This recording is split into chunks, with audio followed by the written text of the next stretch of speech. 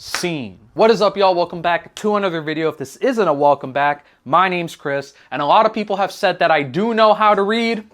I'm just gonna let them think that. I was taking some mental notes of the books that I've read so far this year for my mid-year freakout tag. Y'all should be seeing that in about a week or two. I'm not exactly sure, but I was thinking 2025 has been such a great year of reading for me. And I say that when I really started my reading journey about a year ago, probably July of last year when I first started making these YouTube videos. But I was thinking about it and I was like, I feel like I've rated a lot of books 5 stars. And I'm a very strict rater, right? 1, 2, 3, 4, 5, no 0.5s, no 0.25s, no 6-star books, just 5 stars. But no matter how strict I rate my books, there has to be a difference, right? My favorite 5-star book of all time is still somewhat, in some way, shape, or form, above some of the other books that I still rated 5 stars that might not be my favorite. So that's what we're gonna talk about today. I have a tier list in front of me. I have every book I have ever rated 5 stars also in front of me, and we're gonna put them all in a tier list to see how they rank up against each other. But first, we gotta talk about what our tiers are, so let's do that. All right, y'all, first and foremost, we have GOATs of all time, the greatest of all time. These are books that no matter what are always going to be at the top of my list whenever people ask what books I like to read, what books I will recommend. They're gonna go in this category. Next up, we have Obsessed featuring Gucci Mane. This section is for books that I still think are pretty top tier, pretty great, but aren't like in my #1 overall draft pick, like favorite books of all time. Next up, we have Malcolm. These are books that I just feel kind of like in the center about. Like, I don't know like what other way to put it. Like, I kind of just feel like they're like in the median of everything, you know? Like, I still think they're 5-star books. I still think they're pretty good. They're not bad enough to be a 4-star book. There's just like a 50-50 shot that I'm gonna read them again. Next up, we have Orlando Magic, Aaron Aflalo. I don't know if y'all could tell by the everything about me, but I am an Orlando Magic fan. And Aaron Aflalo had some of his best years playing for us. That said, you can ask a casual basketball fan, you can ask just like someone who doesn't even follow sports that much in general, do they know who Aaron Aflalo is? The answer is probably no, unfortunately. So this section is for the 5-star books that I'm probably not gonna read again, that I still very much enjoyed, that still have a bunch of highlights to them. They're just not my favorite. Last but definitely not least, we have I recognize the council has made a decision. One of my favorite quotes from any Marvel movie ever. I recognize the council has made a decision, but given that it's a stupid-ass decision, I've elected to ignore it. This section is for books where I kind of have to take the L on it and be like, hey, I know I rated this 5 stars when I first read it. I changed my mind. Or even worse, I lied to myself. But I think this is a pretty good 5-tier lineup that we have right now. So now we got to get on to the books. First up, a book that I actually put on my top 10 books of all time, I believe it was number 10 if I'm not mistaken, is Atomic Habits by James Clear. One of, if not my favorite self-help book of all time. I think any self-help book is trying to replicate what Atomic Habits did, and it was very influential for me when I first read it. And again, I do think this is a 5-star book. This is definitely not in the council has made a decision territory.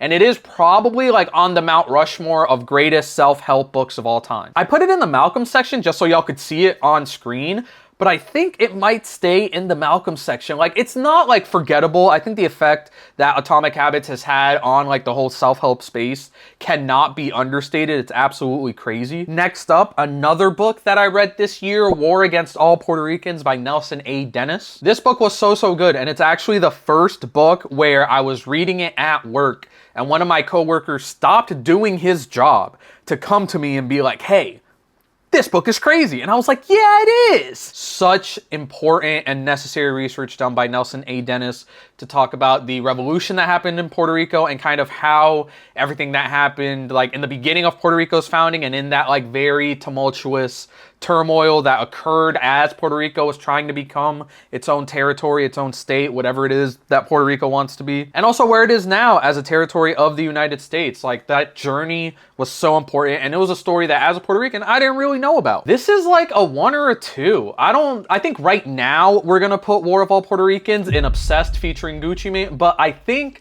once we finish everything and we get to rearranging everything towards the end of the video, this might move up to GOATs of all time. I really like this book. Next up, a recent read. Oh my God, this is also one of my favorite books of the year. I'm gonna say that a lot in this video. You can't tell from that little picture right there, but we are talking about The Shining by Stephen King. My first horror novel, my first Stephen King novel. Honestly, this might, Already it's going in GOATs of all time. Already. I didn't realize what scary writing could be like, and like I was kind of making jokes on it, like how can a book be scary? And while like I didn't like put this book down and have terrible nightmares or anything like that, this was like very creepy. And this gave me like, I would read this, or I was listening to the audiobook of this when I would go on walks at night, and like there were certain moments where like I'll admit it, I looked behind me. The writing that Stephen King's able to do in this book is so cool. And like the family dynamic obviously is like the main part of the book between the mother and the father and the son.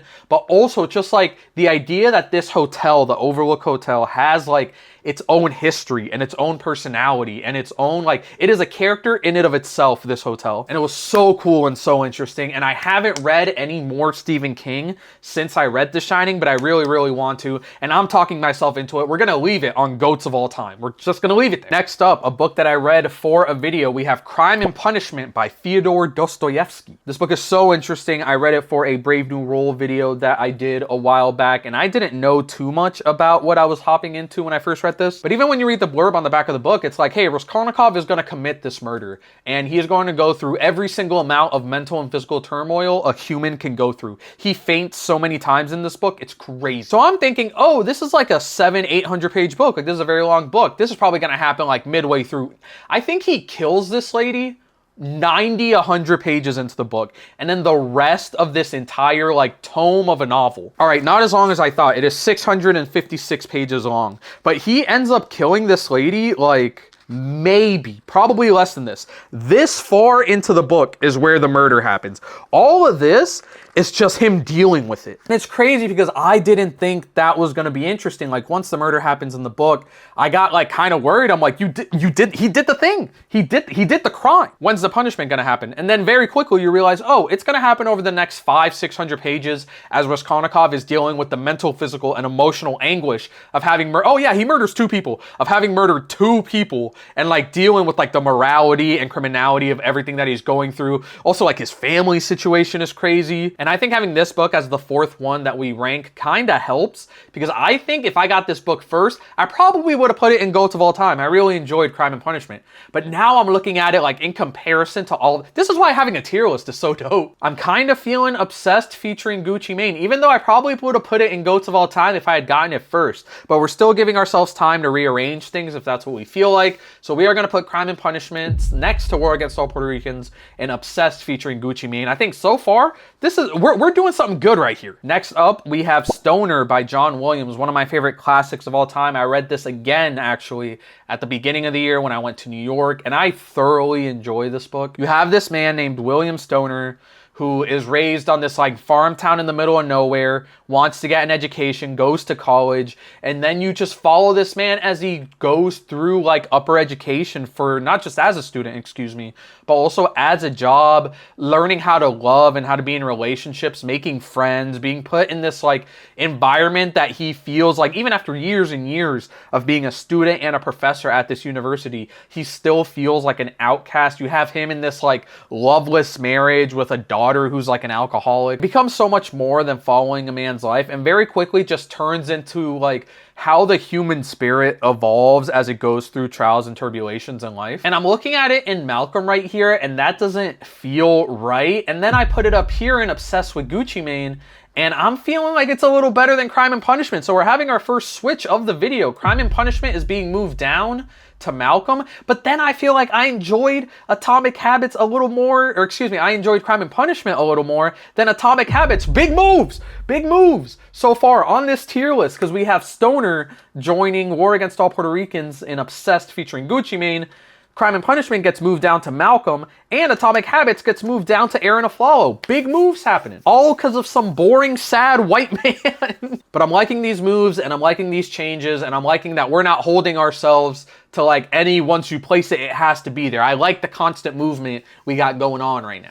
I'm looking at Atomic Habits right now, and I'm also looking, y'all can't see it yet, I'm looking at the other books that we got that we're about to rank, and I'm just gonna do it right now. I'm sorry, James Clear. I think every book that we have left to rank on this list is probably better than Atomic Habits. So we're gonna put it, the Fall from Grace of Atomic Habits, from being in Malcolm to being in I Recognize the Council. A book that is currently very high on my rereading list, we have 100 Years of Solitude by Gabriel Garcia Marquez. I have read this book 1.5 times, and the reason that I say that is because the first time I read it, I was like half asleep reading through this book. I was reading it right when I started reading before bed, and now I've gotten a little better at it, but even back then, terrible. I was like glossing over entire chapters. So the first half time that I read this book wasn't really me reading it, it was me staring at pages. I reread this book later last year, and I very much enjoyed this book, but I still, like, I can't tell you anything that happens in this book. Like, am I a fake reader? I don't know. So I think the reread that I do of this book this year is going to be like the definitive kind of my official rating on this book and how I feel about it. Because I do think the first 5 to 10 chapters of this book are some of my favorite writing of all time. The way Gabriel Garcia Marquez is able to write magical realism, the way that he makes you care about this family, about this town, where the weirdest things happen or they don't happen. You have like modern civilization mixed with like ancient civilization. Like there's so much stuff that happens in this book that makes it a very hard book to explain, but I just love recommending it to people because you can definitely tell the kind of person someone is, whether they do or they don't enjoy this book. And I'm not even saying that in a bad way, because there are certain parts of this book that I thought kind of like dragged on, but the beginning of this book, I can't explain this enough, is so good. But I also know people who drop this book like a third or maybe even half of the way through. And I'm looking at it now in Malcolm, and I definitely enjoyed it more than Crime and Punishment. And it has very high potential to move into GOATs of all time. But I think for right now, until I do my last reread of it, I think we're going to stick to Obsessed featuring Gucci Mane for 100 Years of Solitude. So good. Next up, we have one of my favorite books of all time. If y'all haven't read The Godfather by Mario Puzo, give it a read, it deserves it. A classic for a reason. You are following the Corleone family as they learn what their version of the American dream is and how that compares to the dream that America is giving them. You are following this family over the course of years as you are learning kind of what it takes to run a mafia organization, the decisions that Don Corleone has to make, what it says about him, what it says about the people he surrounds himself with, what it says about his sons and his family. I can honestly point to The Godfather as one of like 2 or 3 books that really got me back into reading when I started making these videos, and even a little bit before I started making these videos. And I've said this over the course of multiple videos, but I think the movies do such a good job of summarizing everything that happens in the book to where if people don't read the book, I can't even blame them. There's one storyline with a character, I think her name is Lucy or Lucille or something like that, that they chose to, if I remember correctly, just like fully ignore, at least in the first movie. I haven't seen the second Godfather, but that was one of the main storylines that I really didn't enjoy reading about. But I think the main reason the movies are so good is because Mario Puzo gave these like movie makers such a good framework with the original Godfather. And I think all the scenes that I don't like, all the characters that I don't like, or their storylines or whatever, are completely left in the dust by how good the good parts of this book are. It definitely doesn't deserve Malcolm. I think I'm going to put it in Obsessed featuring Gucci Mane right now. If y'all are even vaguely interested in reading The Godfather, watch the first 2 movies. I heard the third one's not that great, but at least the first Godfather movie and this book right here, some of the greatest media ever created. Next up, I'm already putting this in GOATs of all time. There's very little discussion to be had. Educated by Tara Westover is almost definitely going to be my favorite book of the year so far. A little spoiler for my mid-year freakout tag video, but I enjoyed this book so much. I have to get a physical copy. I want to highlight the hell out of this book. You are following Tara Westover as she is raised by this like isolationist Mormon family. She says it's a cult, kind of. A lot of people say it's a cult. You are following this woman as she grows up in this incredibly like rigorous and isolated religious household, and how she uses education as an escape from the physical, mental, and emotional abuse that she goes throughout her entire childhood. Similar to how Stephen King kind of made me like have this weird, creepy kind of aura vibe around me when I would go on walks and I would listen to Educated. The way that she is able to describe the abuse that she went through as a young child, the relationships with her family, the relationship between her and her education was like such gripping writing. In the same way that Stephen King made me feel like anxious, or like, again, like I would hesitate to say scared, but even if I wanted to say scared, the same way that Stephen King was able to make me feel, Tara Westover was able to make me feel the pain that she went through as a young kid. And when I would go on walks and when I would listen to her book, I would have to pause sometimes because like there was just so much intensity going on in her life, and the way she was able to write about it, legendary writing, goats of all time, no question. If you have a chance to read Educated, do it. It's crazy. Another book that I did not expect to like as much as I did, we have I Who Have Never Known Men by Jacqueline Hartman. This is a story about, I believe it's 40 or 41 women who are kind of stuck in this underground bunker, and you don't have a lot of information, which is a main theme throughout a majority of this book. And this isn't a spoiler, but eventually these women find their way out of this bunker, right? And you realize they are left in this world, in this universe, in this planet, where they are completely isolated. And in the beginning, you just find out that these women are prisoners. The only other humans that you know about as the reader are these guardsmen who are guarding the cages that these women are stuck in. And this entire book, you don't know anything. And I was going to say that like nothing happens in this book, but the main thing that happens is that these women escape their imprisonment. Some crazy situation happens. Again, as the reader, you don't know what happens, but this crazy situation happens. These women find their escape, and then instead of watching these women try to survive their life in this prison, you are watching them trying to survive their life in these like open planes of an existence where you don't know if it's our planet, if it's a different planet. You don't know what situation led them to what, like it's, you are completely in the blind for a majority of this book. And a lot of like the less than positive reviews I've read about this book talk about how quote unquote nothing happens, right? And how people were waiting for something to pop out, for explanations to be had, for us as the reader to maybe know a little bit more than the characters in the book. And I think that kind of would have given the book like a little less of like an oomph that it had the first time that I read it, where like sometimes you just don't have the answer. Sometimes you don't know what situation you're in and you don't know what's going on. And I really like the way Jacqueline Hartman was able to write these women, and specifically our main character. Our main character that we're reading their point of view from is the youngest of all the women by far.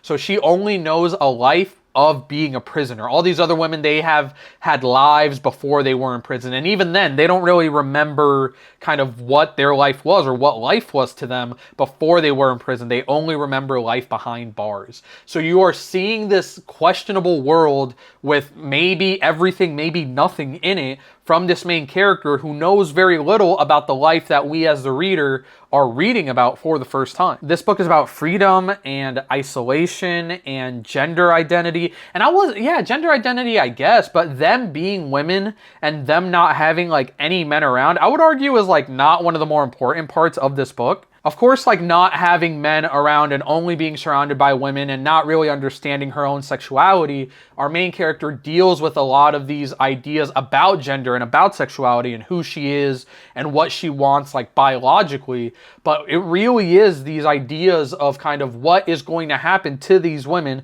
to our main character, who have never experienced freedom in their lives, who don't know what the world outside of their prison is. I think Malcolm is a good spot for this book for right now, but I also do think that this book could benefit from a reread. All right, we have a decent amount of books left to go, but my camera is running out of battery. Let me do a quick swap. This is the face where I realize I forgot to press record for the last 20 minutes. That's crazy. For the third time, I'm definitely recording. Next up, we have A Study in Scarlet, the first Sherlock Holmes and Dr. John Watson story written by Sir Arthur Conan Doyle. Probably the most influential book when it comes to me reading as a kid. I think I read this for the first time when I was in middle school, and it really got me thinking, hey, all these books, maybe they got something in them, you know? This is our first introduction to the characters of Sherlock Holmes and Dr. John Watson, and it had such a big impact on me, like I said, when it came to reading. And also the fact that, like, at that time when I was a kid, I was getting a lot of my media from movies, from video games. I was learning what YouTube was. And I'm actually rereading Volume 1 of Sherlock Holmes, that big thickums of a book I have. I don't know where it is, but I am enjoying it, but I think the reason I'm enjoying it so much is because A Study in Scarlet specifically, and kind of Sherlock Holmes on a macro level, is very nostalgic for me. And I think a lot of my love with mystery novels in general comes from that nostalgia of being a middle school kid reading Sherlock Holmes for the first time and learning all these big words and like following this mystery along with Sherlock and Watson. Like a lot of it is that, and I can understand that Sherlock Holmes or A Study in Scarlet might not even be like the greatest mystery or detective novels of all time, but they were just really important to my like literary upbringing, if that makes sense. So unfortunately, I think we have our first introduction into Orlando Magic Aaron Aflalo. We got some heavy hitters. And also, A Study in Scarlet is one of the better Sherlock Holmes stories, and there are some that I would argue are better than A Study in Scarlet, but there are also some that are far worse than A Study in Scarlet. So I think when you factor in like the character and the entirety of Sherlock Holmes as a whole, I think Orlando Magic Aaron Aflalo is a good spot for our detective. Next up, we have Watchmen by Alan Moore, who I believe did the writing, and Dave Gibbons, who I believe did the art, but I might have that switched up. I'll put it up on screen right now. If I mess it up, that's on your boy. I barely know how to read. It is a story on morality and what it means to be human and what it means to love and feel and what is like the vast difference between the right thing to do, the thing you want to do, and the wrong thing to do, and how far away those things can be or how close they can be sometimes, but how it still is so incredibly difficult to just make a decision. And I've mentioned this a lot in the videos where I talk about this book. One of the things I love about rereading this every year is the fact, one, that I reread it every year. There are books that I think are far better than Watchmen that I don't reread every year. But I think the reason this is on the list, and it is the only graphic novel on my 5-star list of books, is because every time I read this book, I feel like I notice something new. Whether that's in the art or a conversation between characters where I notice like a certain comment or something like that. And even though I think there are books that are better than Watchmen, it keeps me coming back. Like, I don't know what to say. I think the artwork obviously does a lot of heavy pulling for this book. And while the story I think is like rock solid, it is awesome. It is a great story, great conversations, great dialogue between characters. I do think that the art does a lot of heavy pulling. I think the coloring work is so good, and I'm forgetting the name of the colorist, but I feel like every page is just like your eye finds something new to look at, or your eye is like stuck on something.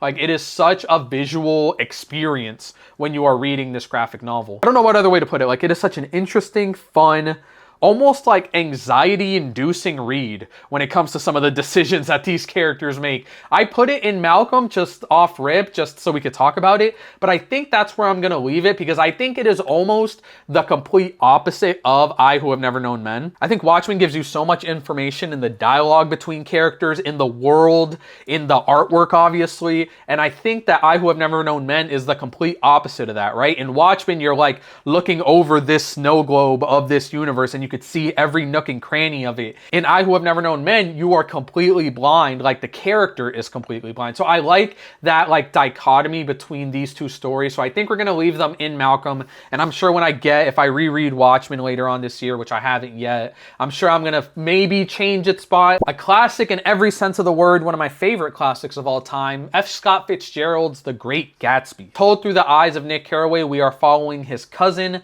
Daisy Buchanan, as she is like maybe going to, maybe not going to rekindle her love with this like impossibly rich, almost impossibly charismatic individual named Jay Gatsby. And I made a whole video about this book. If you want to watch that video, it is like one of my first like long form, like scripted out videos I ever did. So if you want to watch it, something should be popping up on screen right now. But I think it's a classic for a reason. And similar to the way that Sherlock Holmes got me into like reading classics and loving reading in general, I think post high school and post the environment where I had to read this book for a grade and I was able to read it like in my leisure for fun, I think I was able to appreciate this book for what it was, which is like a pinnacle of classic American literature in every sense of the word. And while I don't think, like, I think I enjoyed The Godfather more than Great Gatsby, I definitely enjoyed Stephen King and Educated more than Great Gatsby, I still do think it is a 5-star in every sense of the word. And it is one of the classics similar to Watchmen that I always always keep coming back to that I try to read like once a year or once every other year. I think Malcolm is a great place for it. I don't have a lot to say about it that I didn't already say in my Great Gatsby video,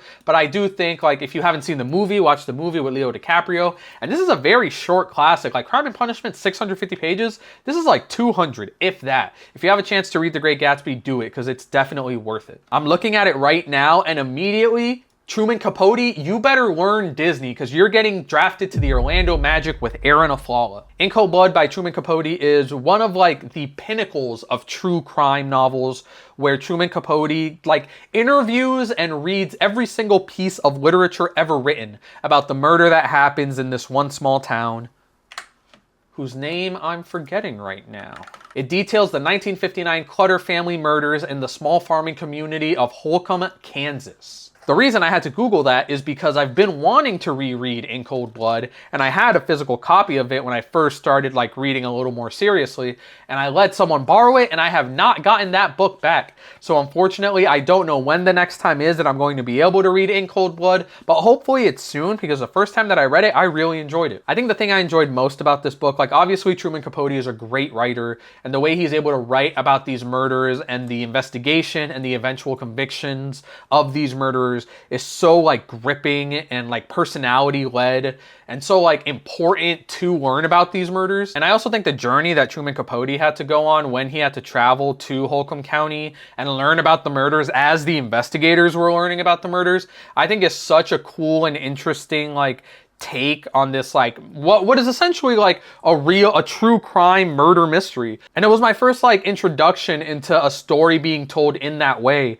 where the author is studying and learning about the crime as the police are studying and learning about the crime. But the reason that our boy Truman Capote is getting drafted to the Magic is because I haven't had a chance to reread this. And honestly, when it comes to having like quote unquote like forgettable points of time, like my time with In Cold Blood is forgettable. I remember enjoying it. I remember liking it when I first read it, but I haven't had a chance to reread it or maybe look at it with more of like a critical, like highlighting or underlining lens, you know, when it comes to like actually studying. And I haven't really had a chance to do that with In Cold Blood in a way that I've been able to do it with like War Against All Puerto Ricans and Stoner and all that. So I think right now it's going to be with Aaron Aflalo, but I can very easily see this jumping up if I were to do this list like in the future, easily. I'm Glad My Mom Died by Jennette McCurdy. I can fully credit this book not only with like learning and loving Libby and being able to download books from my local library without having to buy them, but two, this book made me buy a Kindle. I read this book on my iPad, and for whatever reason, I just hated the experience. That's why right now I have a Kindle, because I wanted to read books like I'm Glad My Mom Died on a device made for reading. This is a story of Jennette McCurdy's upbringing with her family, with primarily about obviously the titular mom, who kind of was like a very abusive parent in a lot of ways. And her story, like her mom's story, but also Jennette's story when it comes to her upbringing of wanting to be an actor and Hollywood and her time on Nickelodeon and her time after Nickelodeon. I don't know if Jennette McCurdy's ever going to write again, but the way she was able to write this book reminds me a lot of Tara Westover writing Educated, where they write their life story and you want them to write more. Like, I don't know what Jennette McCurdy has left to write about, because it feels like she told everything she had to tell in I'm Glad My Mom Died, but I want to read more of her writing because it's just so good. Honestly, I didn't expect this book to be, and like I'm so glad that Jennette McCurdy, like as a person, has been able to overcome a lot of the stuff that she wrote about in her book, but I did not expect that book to be so focused on the eating disorders that she had and the mental afflictions that she had. And the book is titled I'm Glad My Mom Died, but she goes through so much complicated grief when her mom actually does pass away that it was such a powerful part in the book. I rented this from my library and I haven't had a chance to read it again, but I think this is going to be our first introduction to Obsessed featuring Gucci Mane in a while. The more I think about this book and the more I talk about it with you guys, the more I realize how much I really, really like this book. And again, like I feel bad, like obviously I don't want Jennette McCurdy to like go through anything else that she has to write about, but her method of writing, and she had, I think, some help writing this book, I could be wrong about that, but the way she's able to write and tell her story, very similar to how Tara writes her story. Tara and I are on a first name basis. We go way back. It's so gripping and it's so powerful. And also, like, I watched a lot of the stuff that Jeanette McCurdy was on when I was growing up. So it feels like not like I didn't even care about like the behind the scenes aspects of her being on iCarly or whatever, but seeing someone like grow up and learn from the mistakes that they made in their childhood, but also the stuff that was done to them, like the abuse that she suffered and the control that she suffered from the people around her. Like, her being able to move past that and learn from that is so important. And I think, like, I also read this at a time when it meant a little bit more to me than if I read it right now or at a different point in my life. And while I don't think it was her intention, I really do think that her story and her like growth and moving past or moving with the things that happened to her can really be seen as like a journey of healing and self-discovery that can apply to a lot of other people's lives and a lot of the things that other people are dealing with. Very quickly, her story becomes like not just the story of that one girl from iCarly.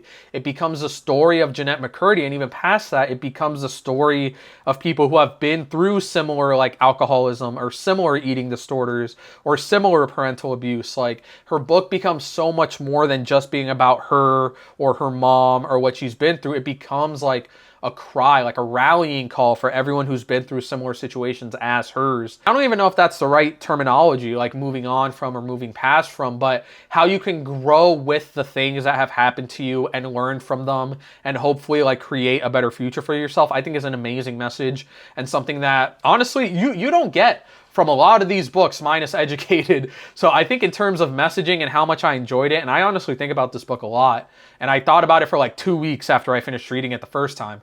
Definitely in Obsessed, but I think if I get my hands on a physical copy, we can easily move it to Goats of All Time. But for right now, we're leaving it in Obsessed, which is still pretty good, I can't lie. We're down to our final 3 books, and we're actually down to the book that made my #1 book of all time at the end of 2024, Sapiens, A Brief History of Mankind by Yuval Noah Harari. If you haven't seen last week's video, I did a Brave New World where I am rereading this, and I think I got like 40 or 60 pages into it or something like that, and I am enjoying it just as much as I am when I read it the first time. I am only about 60 pages into it, but the way that Yuval Noah Harari is able to write about the human experience, like the sapien experience, excuse me, but from the beginning of Homo sapiens as like a genetic family to where we are now, like I remember enjoying it so much. And while I'm still in the process of rereading it, one of the main reasons that I wanted to reread it in the first place was to see if it lived up to the hype, because I don't know what secret sauce they put into this book, but I fell in love with it the very first time that I read it.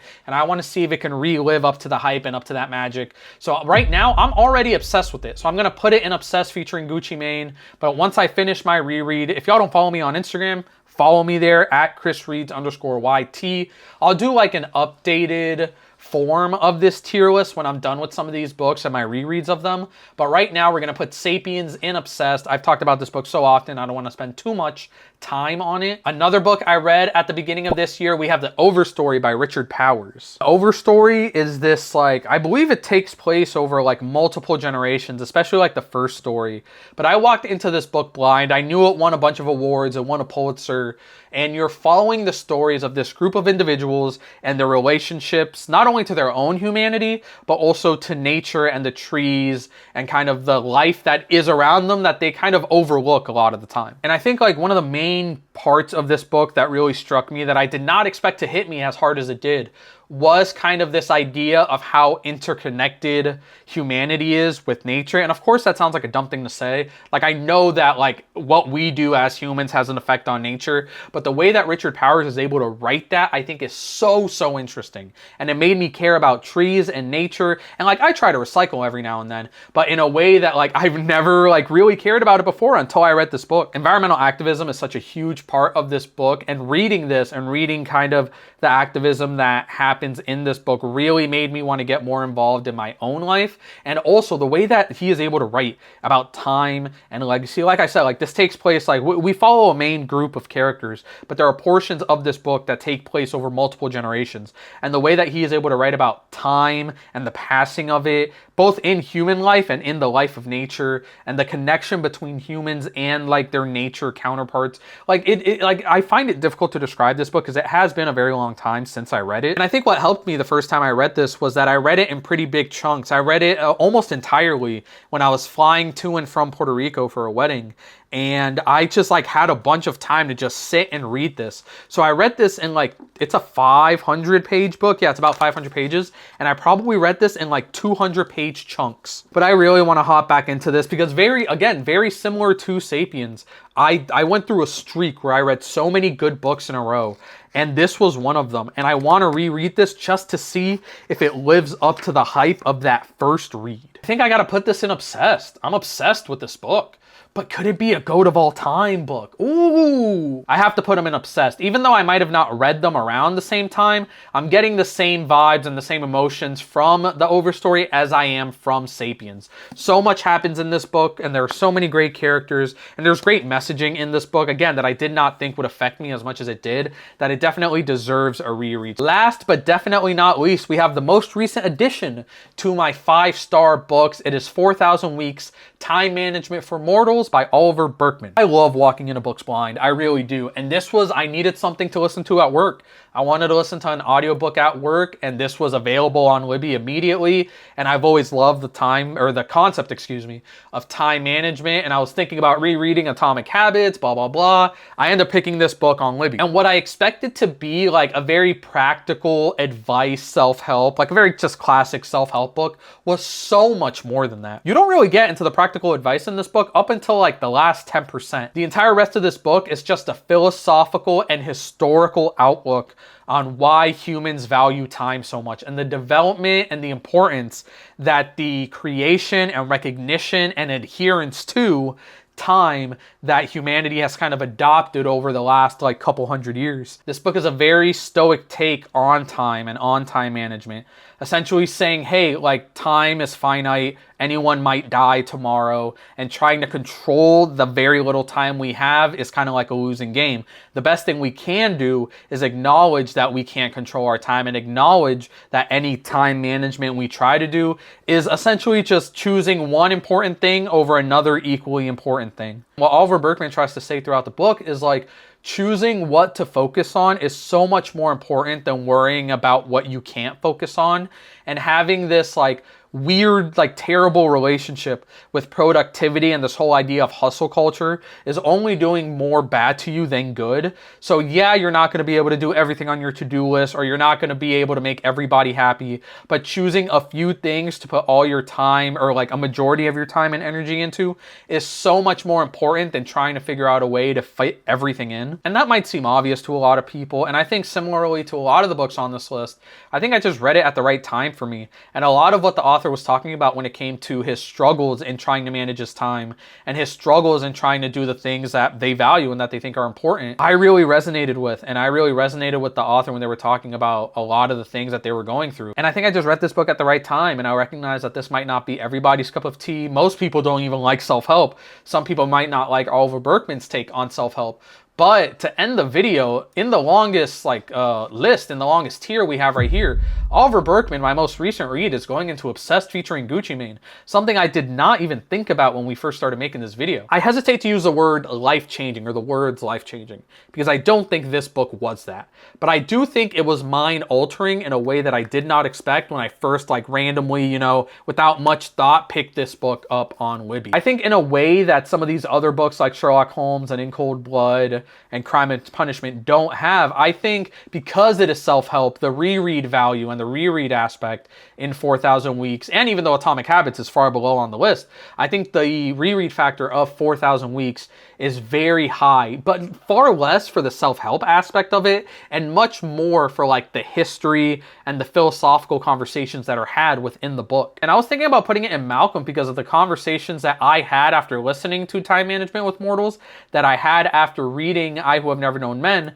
were somewhat similar in how we just don't have all the answers in life, and half the time we don't know what any of us are doing. We're just trying our best. But I think this book was far more influential than I thought it was going to be before I read it, and I think it's even far more influential to me in my life than I'm giving it credit for now. I'm going to take a quick sec to see how I feel about 4,000 Weeks, but also with this list in general, and see if there are any final changes that have to be made before we finish this video. And I don't think there is.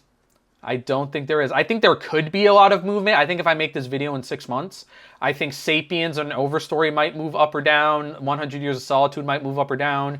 Time Management might move up or down. And like once I might have to create another tier if I get a physical copy of Educated and I like it as much as the first time that I read it. But I think with the caveat of knowing that there might be a lot of movement on this list if I make this video like a year from now or something like that, I think this is currently going to be all of my 5-star books tier ranked based on how much I like them. And I think this is a solid list we got going on. The bell curve is strong with this one. I'm happy to see the list end this way. I think every book on this list in some way, shape, or form is like very important to me. And whenever people recommend me books like The Shining and Educated, whenever someone asks what they should read, these are the books that I recommend immediately. And especially like the newer ones like 4,000 Weeks and I Who Have Never Known Men, like each one of these has had such an impact on me in some way, shape, or form that like I can't wait for this book to be bigger. Like I was recently watching Newly Nova's video, her tier ranking video. Like you can't see every book right now, but I can't wait for my 5-star book list to look like this.